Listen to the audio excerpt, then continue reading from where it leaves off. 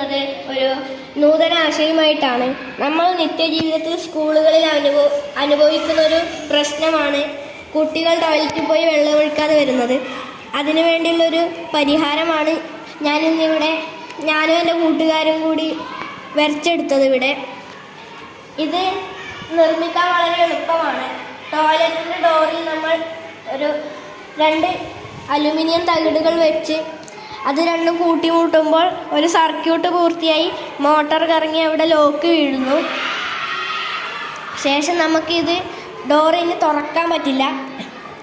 ടോയ്ലറ്റിൽ പോയി ഡോറ് തുറക്കണമെങ്കിൽ നമ്മളുടെ ടോയ്ലറ്റിൻ്റെ ഉള്ളിലെ ടാപ്പിൻ്റെ വെള്ളം വരുന്ന വശത്ത് നമ്മൾ 2 അലുമിനിയം തകിടുകൾ വെച്ച് അത് വെള്ളം ഓണാക്കുമ്പോൾ ഈ 2 തകിടുകളും കൂട്ടിമുട്ടി അവിടെ വേറൊരു സർക്യൂട്ട് പൂർത്തിയായി മോട്ടോർ അൺലോക്ക് ആവുന്നു. ഇതാണ് നമ്മുടെ ഈ ഒരു ആശയത്തിലുള്ളത്.